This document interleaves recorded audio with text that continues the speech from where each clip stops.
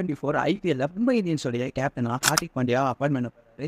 இது பிடிக்காத நிறைய ஃபேன்ஸ் இருந்துட்டு அவர் விளையாடுற எல்லா கேம்லையும் அவருக்கு எதிரான போஸ்டர்களை எழுப்ப ஆரம்பிக்கிறாங்க. இந்த T20 வேர்ல்டு கப் ஸ்டார்ட் ஆகிறதுக்கு முன்னாடி விராட் கோலி இந்த ஒரு வேர்ல்டு கப்ல இருப்பாரா அப்படிங்கிறது ரொம்ப ரொம்ப கஷ்டம். அதுக்கு காரணம் என்ன பார்த்தீங்கன்னா விராட் கோலி ரொம்பவே ஸ்லோ ஆறாரு.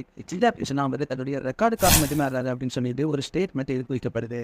2007 ஓடிஐ வேர்ல்டு கப்ல ராகுல் டிராவிட் கேப்டனா இருக்கிறாரு. அவர் தலைமையிலான இந்தியா அணி வேர்ல்டு கப்ல குரூப் ஸ்டேஜ்லேயே தோற்று வெளியேறாங்க.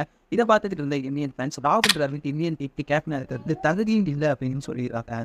2023 ஓடிஐ வேர்ல்டு கப்ல ரோஹித் சர்மா தலைமையிலான இந்திய அணி ஃபைனல்ல ஆஸ்திரேலியா அணியை தோத்துறாங்க. இதுக்கப்புறம் தோனினால மட்டும்தான் இந்தியாவுக்கு வேர்ல்டு கப் அப்படிங்கிறத வாங்கி தர முடிஞ்சிச்சு. வேற எந்த கேப்டனாலையுமே வாங்கி தர முடியல. அது ரோஹித் சர்மாவா இருந்தாலும் சரி அப்படின்னு சொல்ல ஆரம்பிக்கிறாங்க. பாரினா கிரிக்கெட் பார்த்தா ஹார்திக் பாண்டியாவுடைய பவுலிங்னாலையும் விராட் கோலியுடைய பேட்டிங்னாலையும் டிராவிட் அண்ட் ரோஹித் சர்மாவுடைய லீடர்ஷிப்னாலையும் நேற்று இந்தியா T20 வேர்ல்டு கப்பை ஜெயிச்சதாக. ஸோ லைக் தி சர்க்கிள் அப்படிங்கிறத பற்றி நீங்க என்ன நினைக்கிறீங்க?